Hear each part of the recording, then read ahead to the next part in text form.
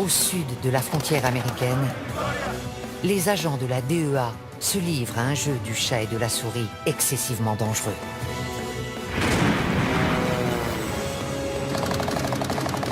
Dans toute l'Amérique centrale, ces flics d'élite combattent les cartels. On n'a jamais vu ce genre de bateau. Le flot de cocaïne d'inonder le marché nord-américain. Il y en a une sacrée quantité. Il en sort de partout. Face à eux, un ennemi ingénieux et brutal. Il a avalé 100 boulettes, l'équivalent d'1 kilo.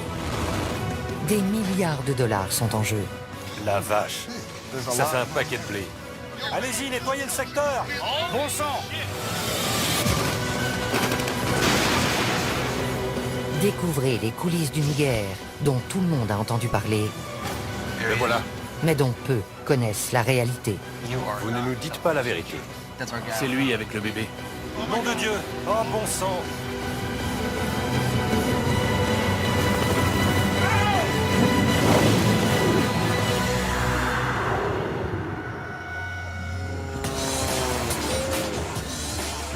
Chaque année, la Colombie expédie près de 450 tonnes de cocaïne vers le nord. Valeur à la revente, 67 milliards de dollars. Les trafiquants font entrer la drogue par bateau, avion privé et même sous-marin. La méthode la plus employée reste la mule humaine. Les mules sont particulièrement actives dans les aéroports. Une brigade de flics d'élite locaux et 2 agents de la DEA, Liam et Jack, sont chargés de les traquer. Pour des raisons de sécurité, nous ne révélerons pas leur vrai nom. Il sort encore de la poudre blanche. Ils luttent jour et nuit contre d'habiles contrebandiers qui emploient tous les moyens pour faire pénétrer la drogue en Europe et en Amérique du Nord. Il y a de la cocaïne dans ses chaussures. Ils risquent très gros, car les cartels éliminent tous ceux qui se dressent sur leur chemin, même les agents de la DEA. Giovanni était mon bras droit, mon bras armé. Cette semaine, Liam et Jack ciblent les aéroports de Bogota et de Medellín. Mission, faire quadriller les lieux par des équipes de policiers spécialisés et prendre les mules sur le fait. Il est essentiel de contrôler le trafic des mules, parce que c'est une importante source de renseignement. Ils se dirigent vers l'aéroport Eldorado de Bogota, où sont effectuées 80% des saisies dans les aéroports colombiens. On l'appelle le monstre. La police des stupes l'appelle l'école. C'est ici qu'on apprend comment ça se passe. Il y a quel vol ce soir? Il y en a un pour Barcelone, 2 pour Madrid, Francfort et plus tard Mexico.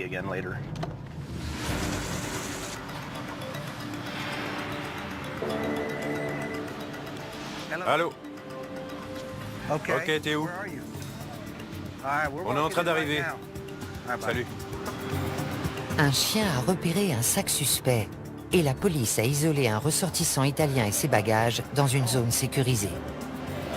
Ils sont sûrs qu'il y a de la coke dedans, alors ils les ont mis sous clé.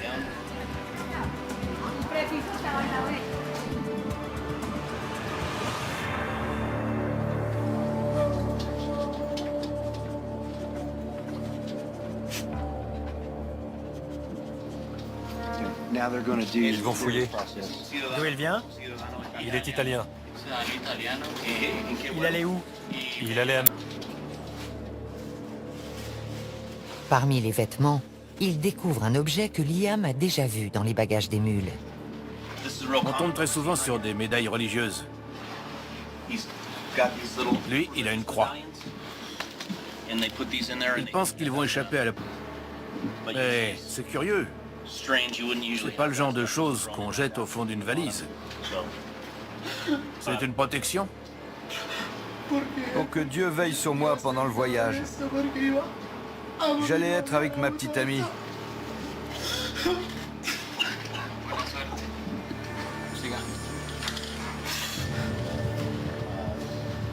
La veste n'est pas normale à la palpation. Il y a quelque chose de lourd dans la doublure. Il perce le tissu pour récupérer la substance et la passer dans ce test de détection positif à la cocaïne. Dans ce cas, le jeune Italien sera arrêté et passera les 3 prochaines années dans une prison colombienne. Voilà. Test positif à la cocaïne. Positif.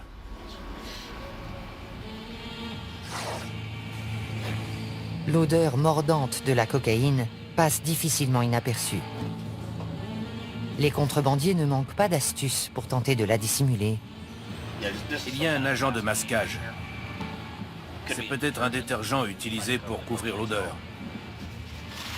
J'ai un téléphone. Si vous voulez appeler quelqu'un hors de Colombie, Si je dis ça à mon père, il va faire une crise cardiaque. Ça va le tuer. Il faut surtout pas qu'il le sache.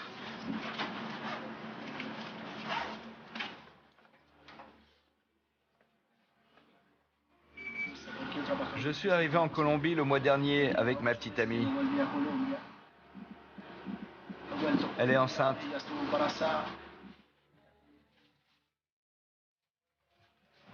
Je l'ai fait pour l'argent, pour pouvoir créer une entreprise, parce que je ne voulais pas qu'elle me quitte.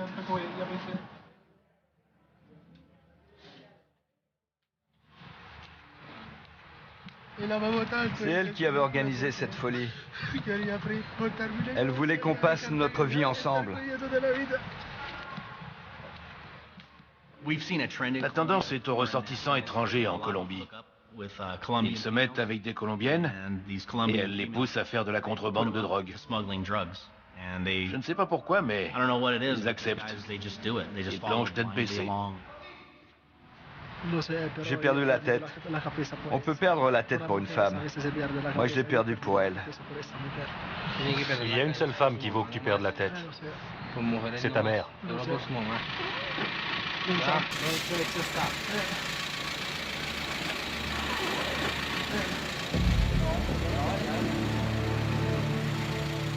Le boulot de Liam et de Jack ne se résume pas à arrêter des mules.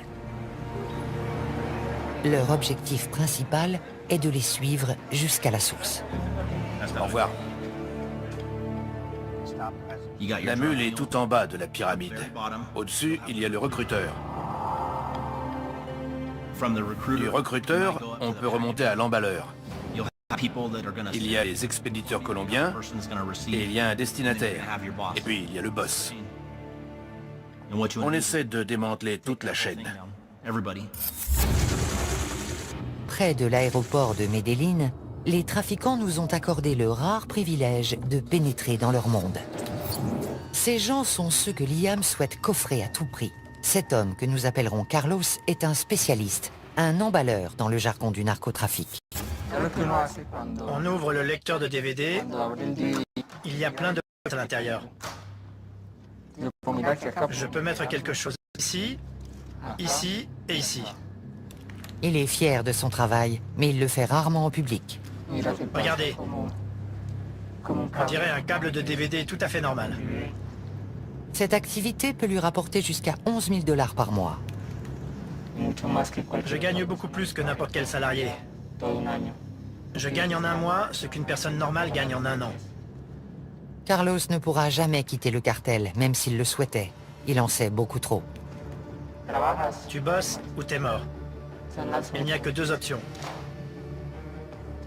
Tu les connais, tu sais comment ils travaillent, comment ils expédient la drogue. Ce serait très difficile de les lâcher. Tu fais ton boulot et tu la fermes, c'est mieux.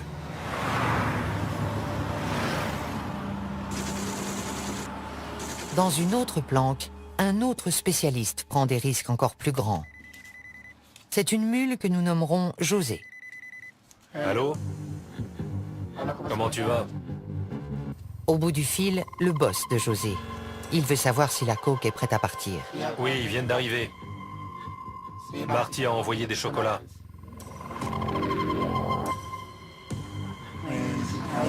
Pour pouvoir survivre, je transporte de la drogue. Je la transporte par avion, dans mon jean.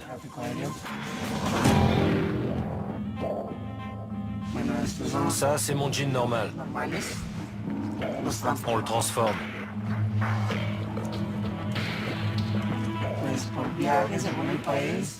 Je gagne entre 8 000 et 9 000 $ par voyage. J'ai toujours peur. Je regarde tout le temps dans mon dos.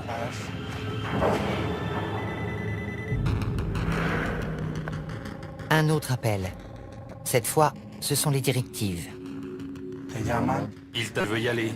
Et si tu es prêt mentalement, ils te font répéter ce que tu vas dire, ce que tu vas faire, pourquoi tu voyages. Tu connais ton rôle quand tu arrives à l'aéroport.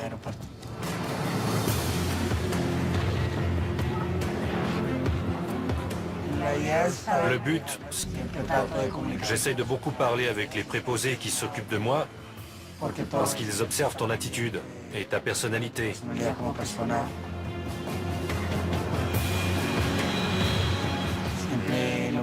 Ma mère vient m'attendre à l'aéroport. Et quand j'arrive, elle me serre dans ses bras et elle m'embrasse. Ce n'est pas facile pour elle. Ce n'est pas normal. Ma mère est une femme bien.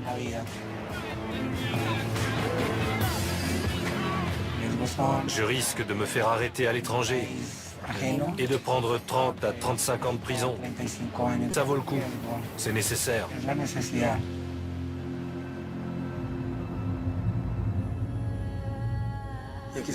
Je le fais pour ma mère, pour mon frère, pour mes études. Ce n'est pas un travail honorable, mais je suis forcé de le faire. En sortant, José nous demande de ne pas le suivre. On ignore ce qu'il est devenu.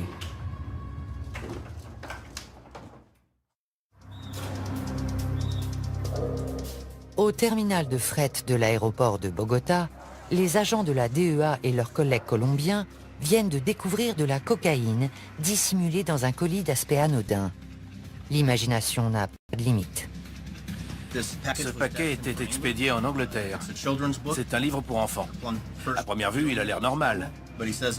Mais il dit qu'on a dissimulé de la cocaïne dans la couverture.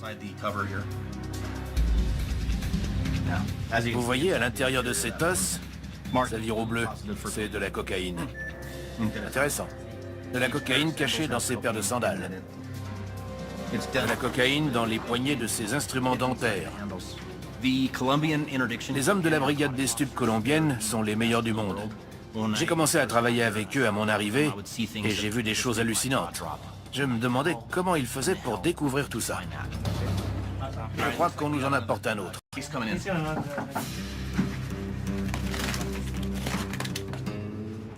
C'est un carton de déodorant à billes à destination de l'Espagne. Et les flics étaient soupçonneux. Je suis d'accord, ça n'a pas de sens. Je pense qu'il y a un petit réservoir ici contenant du vrai déodorant et un double fond dessous rempli de cocaïne liquide. Je vais passer pour un crétin si je me trompe. Mais d'après mon expérience, je dois être dans le vrai. Perce un petit trou ici. Liquide.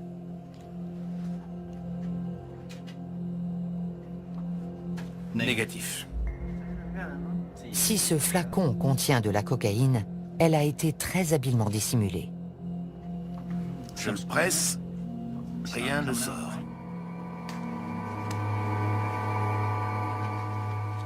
Bleu, positif, cocaïne.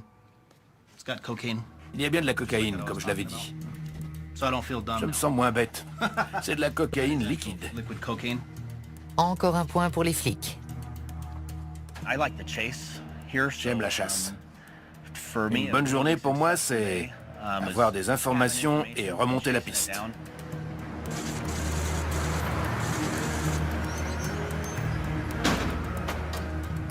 Dans l'après-midi, les hommes contrôlent des manifestes d'expédition. Ils cherchent des informations qui leur permettraient de remonter la chaîne jusqu'au chef de réseau. Il y a environ 3,5 tonnes de fret. Il suffirait d'un indice pour nous aiguiller. Ça part au Costa Rica. Il y a un nom et des numéros de téléphone. Je vais tout rentrer dans la base de données.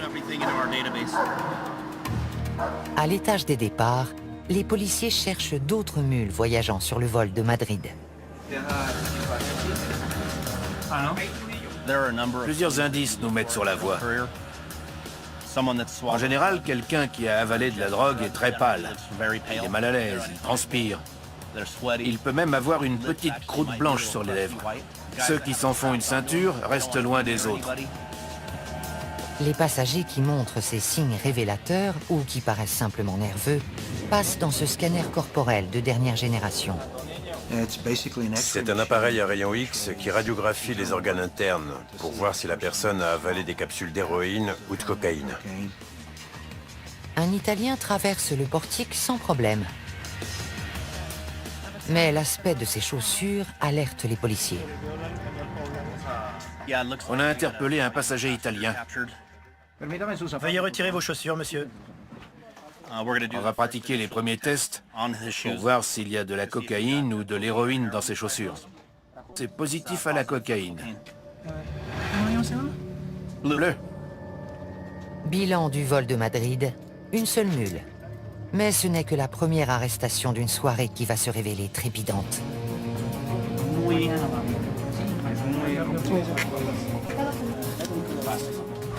Il pèse très lourd. Trop lourd. Un petit échantillon? Voilà. Cocaïne. Il y a de la cocaïne liquide dans ce jean. On voit de la cocaïne liquide au quotidien depuis environ 1 an et demi. On en saisit beaucoup parce que c'est facile à dissimuler. Quand une méthode marche, ils s'en servent jusqu'à ce qu'elle ne marche plus, et là ils changent. Parmi les nouvelles techniques, les vêtements imbibés de coke liquide. Il les trempe dedans, comme pour faire la couleur qui ressort est caractéristique de la cocaïne. Arrivés à destination, les vêtements subissent un traitement à l'alcool pour extraire la drogue. Ensuite, un passage au micro-ondes transforme le liquide en poudre prête à la revente.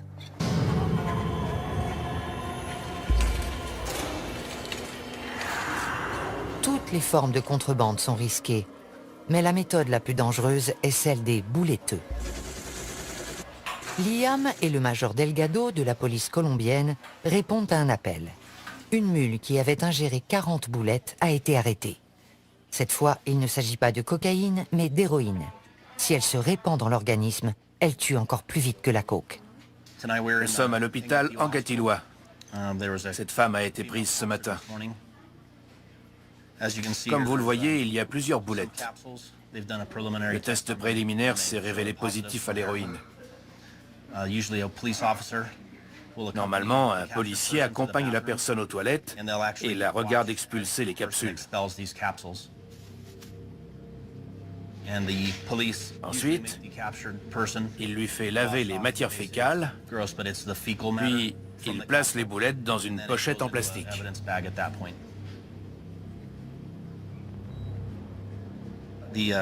La femme dit qu'elle a avalé 40 capsules. Jusqu'à présent, elle en a expulsé 36. Il en reste 4. Elle espère qu'elle va les expulser bientôt, parce qu'elle craint pour sa vie. Malheureusement, sa vie n'est pas seule en jeu. Elle est enceinte.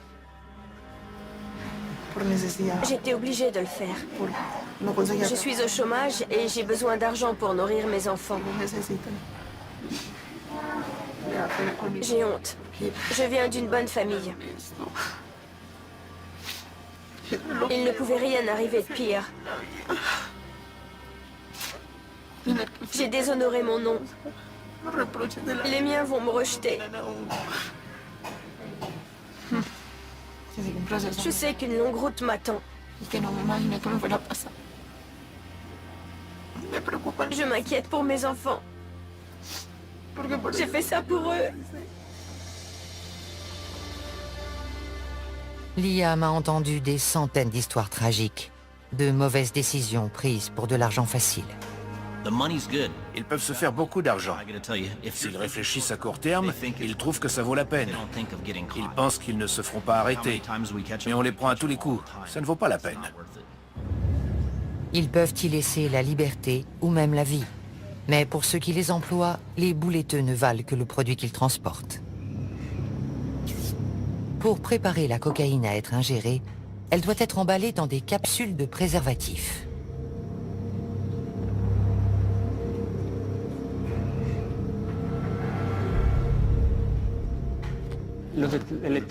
On m'apporte le produit, on me dit emballe-le et c'est tout.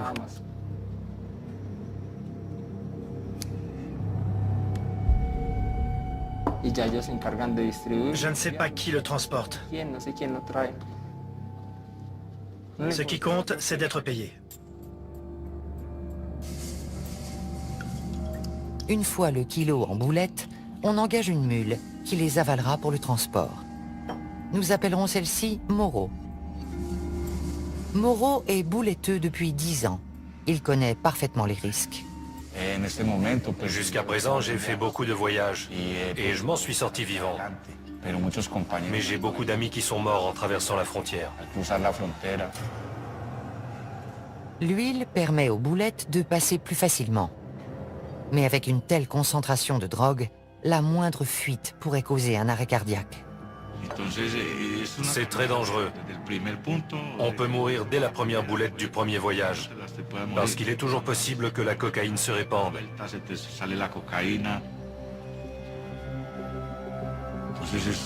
C'est le métier de la mort. Quand on part, on ne sait jamais si on va arriver en vie. Ça me terrifie. Vraiment.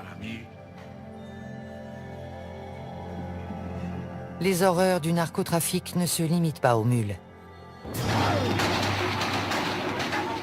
On compte aussi d'innombrables victimes parmi la population et la police colombienne. Une réalité qui frappe Liam et Jack de plein fouet. Ils viennent d'apprendre qu'un de leurs plus proches collègues a été assassiné au cours d'une rencontre avec un informateur à Medellín. Il s'appelait Giovanni. J'étais très proche de lui, c'est dur.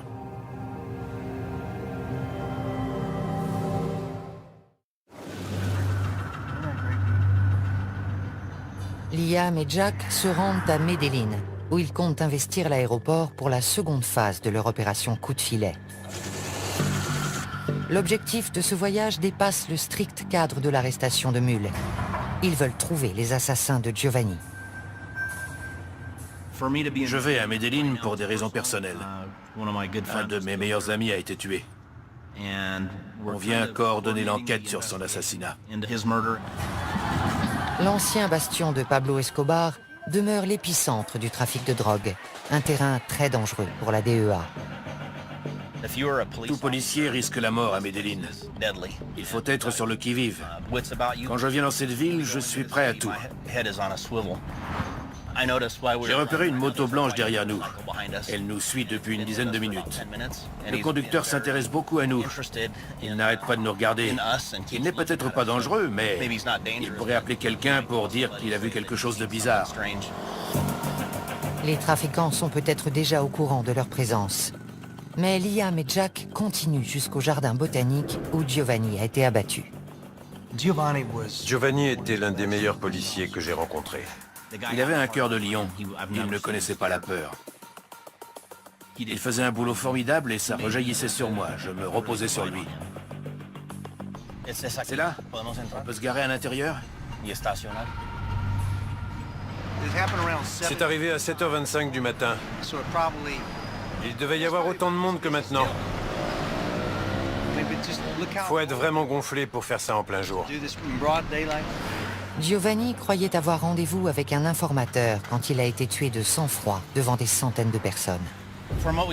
D'après les preuves matérielles et les photos de la scène de crime, le véhicule de nos hommes était garé dans ce sens. Le conducteur et le passager à l'avant, personne derrière. 2 tueurs se sont approchés par les côtés. L'un du côté du conducteur, l'autre du passager. Ils ont ouvert le feu. L'un d'eux est arrivé à la hauteur de la portière passager. Il a éjecté un magasin, en a mis un autre et a recommencé. Puis il a reculé. Et ils se sont enfuis. Ils étaient entraînés. Ils avaient une expérience militaire vu la façon dont ils se sont approchés du véhicule et dont ils tenaient leur arme. Ils la tenaient pas comme des gangsters. C'était pas leur premier assassinat. Ils vont ratisser le quartier en quête de renseignements. On doit aller à plusieurs endroits, mais vous ne devez pas vous montrer. Est-ce être présent ce jour-là? D'autres gens qui sont souvent dans le coin. Peut-être. Vous devriez aller voir par là. Est-ce que la police a demandé la vidéo de surveillance? C'était là. L'homme à qui il parle a une vue parfaite sur la scène de crime. Mais il prenait sa douche au moment clé. Personne ne sait quoi que ce soit sur l'assassinat. Il y avait des yeux partout, mais personne n'a rien vu. Pour nous, cela signifie que la Oficina contrôle le quartier. La Oficina de Envigado est un syndicat de tueurs à gages, le groupe le plus meurtrier de Colombie.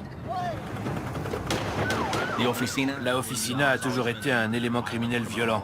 Ils sont furieux parce qu'on a arrêté quelques chefs haut placés et je suis sûr qu'ils seraient ravis de tuer ou de blesser un membre de la DEA. Malheureusement, notre mini-quadrillage n'a pas donné grand-chose. Le pompiste travaillait ce matin-là. Il a entendu les tirs, mais il n'a rien vu. Le portail était ouvert, mais nos hommes ne sont pas entrés. Ils se sont garés là. Ça me paraît bizarre, parce qu'ici c'est un trottoir. Pourquoi n'ont-ils pas été plus loin pour libérer le passage? C'est une rue complètement dégagée et très fréquentée. Drôle d'endroit pour une fusillade. Je crois que la Oficina voulait que l'assassinat soit public. Elle voulait envoyer un message. Il y a sans doute eu des centaines de témoins, mais personne ne parle. Le quartier est sous leur coupe. Les gens ont peur de parler. Imaginez que vous vivez à Chicago et qu'une organisation criminelle et ses commandos de tueurs sont implantés dans votre quartier. Vous n'iriez pas parler d'eux. Regardez en haut des collines. C'est un bassin de recrutement de trafiquants et d'hommes de main. Il y a aussi des tas de gens honnêtes, mais c'est là qu'ils recrutent. La Oficina croit pouvoir opérer impunément dans ce secteur. C'est très difficile pour la police quand personne ne veut coopérer avec elle contre les voyous qui infestent la ville et qui tuent des innocents et des policiers compétents qui font de leur mieux.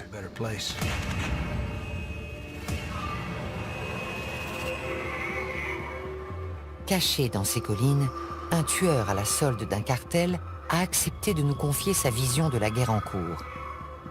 Il se prépare pour son prochain contrat, qui ne lui rapportera que 400 $. J'avais 16 ans quand j'ai commencé. J'ai grandi dans un quartier où il était courant de tomber sur un cadavre dès qu'on sortait de chez soi le matin.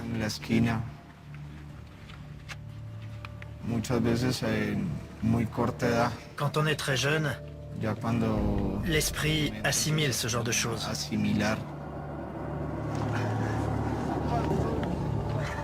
Ce n'est pas une excuse. Venir d'un quartier défavorisé n'autorise pas à tuer. Comment peuvent-ils faire ça à d'autres êtres humains? Je ne comprends pas. Quand on tue quelqu'un, on n'a ni dignité ni mort.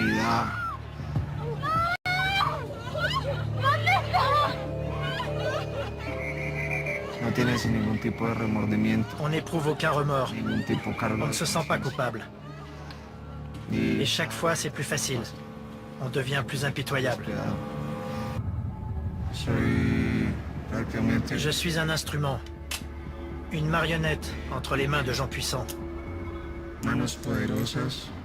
Ils se servent de moi pour imposer leurs lois à tout prix.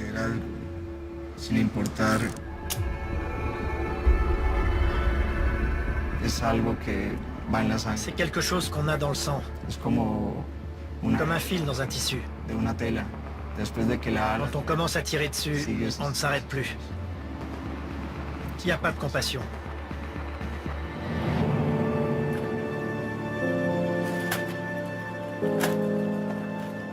Bien qu'il traque sa victime avant de la tuer, l'assassin ignore la raison du contrat. On suppose que la personne qu'on va éliminer n'est plus utile au groupe. Ou que c'est simplement un innocent qui en sait trop.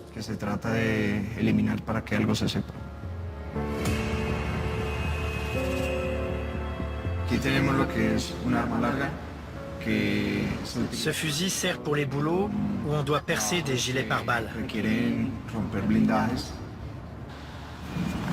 Avec le pistolet, on tire, puis on le cache.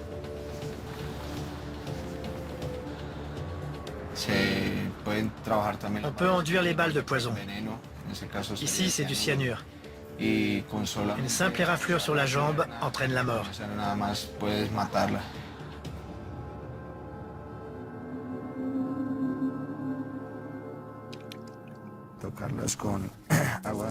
On lave les balles à l'eau bénite et on récite la prière de l'assassin. Que la divine fortune guide ces balles sacrées pour qu'elles donnent la mort sans faillir. Que cette mort soit sans violence, que la victime ne souffre pas. Amen. Des tueurs à gages qui disent des prières et qui se signent, pour moi, c'est de l'hypocrisie. Dire une prière pour aller tuer quelqu'un qui a des enfants, ça me fait penser à une brute. Seule une brute est capable de faire ça pour se rassurer.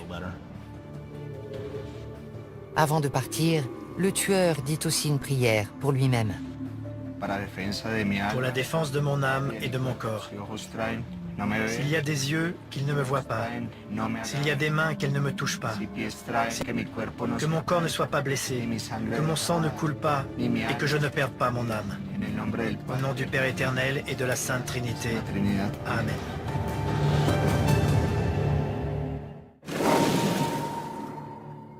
L'opération Coup de filet se poursuit toute la semaine à l'aéroport de Medellín.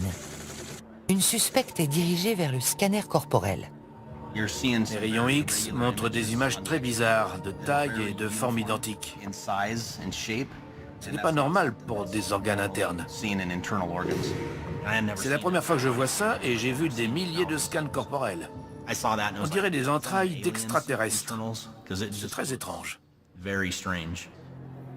1 heure plus tard, Liam et Jack se rendent aux urgences pour prendre des nouvelles de la jeune femme, dont la vie est en danger.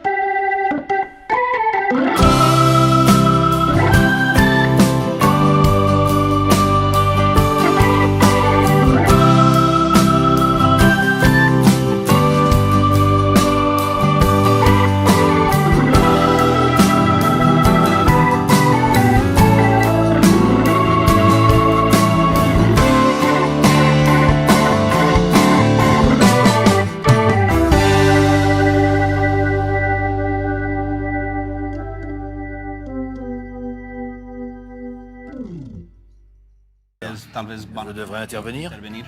Sans doute. D'après le médecin, si ces boulettes mal faites restent plus de 48 heures dans le système digestif de la patiente, c'est la mort presque à coup sûr.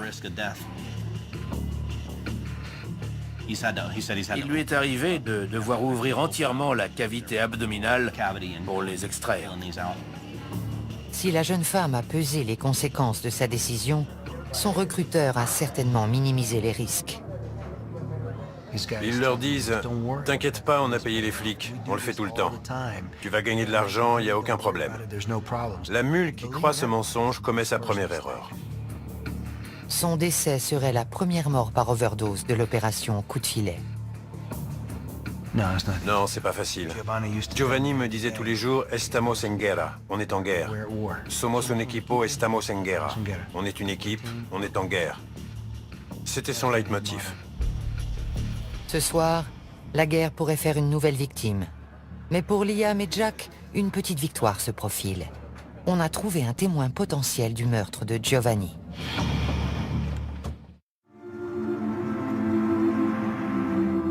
Avant d'entamer une journée chargée, les deux agents passent prendre des nouvelles de la jeune bouletteuse. On fait juste un saut à l'hôpital pour voir comment elle va.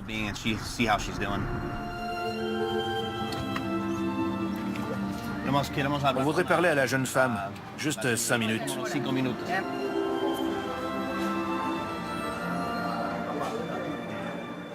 Je crois qu'elle est aux toilettes. Elle a expulsé la dernière? La dernière est passée. Le lendemain, quand je l'ai vue, j'ai été étonné qu'elle ait passé la nuit. Les formalités de sortie vont prendre une demi-heure. Ensuite, ils l'emmèneront en comparution initiale, puis en cellule. Et elle a survécu. Bonjour, comment ça va? Bien, beaucoup mieux. J'ai plus mal. Elle a eu beaucoup de chance d'expulser toutes les boulettes. Elle est complètement remise. Liam et Jack tentent d'en savoir plus sur la personne qui l'a engagée. Mais elle maintient qu'elle a agi seule. Elle dit qu'elle est seule en cause. Je ne la crois pas.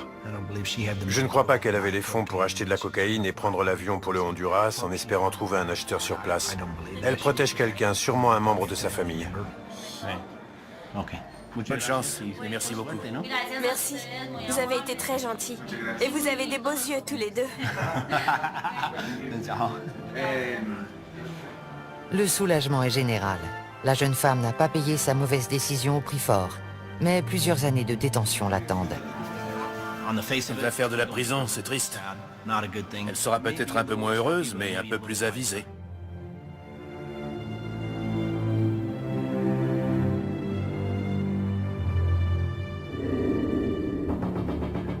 Dans l'après-midi, Liam et Jack apprennent qu'un coup de fil important a été intercepté. Ils pensent qu'il provient de l'un des organisateurs de l'assassinat de Giovanni. Il flippe complètement au téléphone. Il dit qu'on lui a tiré dessus. Ils se rendent à l'hôpital où l'homme est soigné. Pour Liam, on a voulu l'abattre à cause de ce qu'il sait. On va lui mettre les points sur les i. Tu sais que tu seras mort très bientôt. Si tu veux t'en sortir, on est là pour t'aider. La coopération de cet homme pourrait marquer un tournant décisif dans l'enquête. Franco, on va à l'hôpital. J'espère que cet individu va faire une déposition et identifier les gens qui ont tué Giovanni. On arrive à l'hôpital. On ne peut pas vous emmener, c'est trop important.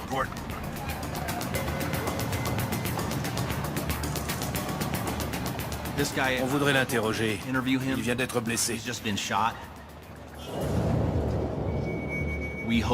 Espérons que ça lui a ouvert les yeux et qu'il nous donnera des informations sur les tireurs. S'il capture le responsable de l'assassinat de Giovanni, c'est tout un réseau de tueurs qui pourrait tomber. Ils ressortent une trentaine de minutes plus tard, plus tôt que prévu. Alors? Ça s'est pas passé comme on voulait. Le type soutenait qu'il ne savait rien. Son histoire n'était pas crédible. Il a menti tout du long. Regardez l'homme qu'on vient d'interroger. Il est couvert de sang, des pieds à la tête. Il a nié tout en bloc. Il n'a montré aucun remords pour ce qui est arrivé à nos flics. Aucune volonté de nous aider. Et il ne craint absolument pas pour sa vie. L'individu redoute bien davantage les assassins de la Officina que d'être incarcéré par la DEA.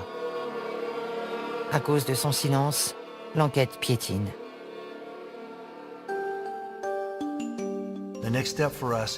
La prochaine étape consiste à demander un mandat d'arrêt pour cette personne. Qu'on le mette au moins derrière les barreaux, où on pourra le protéger. Car il est notre suspect principal, mais aussi notre témoin principal. On emploie toutes les méthodes d'investigation possibles. C'est ma façon de lui rendre hommage. J'essaye de résoudre l'affaire et je reste en contact avec sa veuve. C'est important. Il aurait fait pareil pour moi. On n'enquêtait pas sur la Officina de Envigado, mais maintenant on les a dans le collimateur. On n'oubliera pas, on laissera pas passer.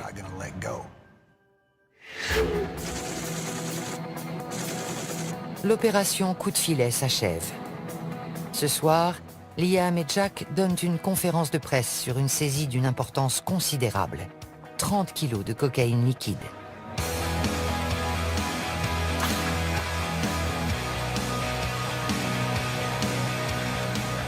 Chacun de ces sachets d'apparence anodine contient un ballon de la plus pure cocaïne liquide. Elle a été dissimulée avec art, mais c'est le boulot de la DEA. Vous avez essayé de ce côté? Non, je le sens au toucher. Pas à l'odeur. Ils sentent rien, mais eux, ils ont reniflé plus de cocaïne que moi. Si vous l'ouvrez normalement et que vous pressez dessus, il sentira de la mayonnaise ou du ketchup. Et vous ne sentirez pas la cocaïne. Mais dès que vous percez le sachet, l'odeur de la cocaïne couvre tout. Celui qui l'a emballé a fait du bon boulot pour la masquer.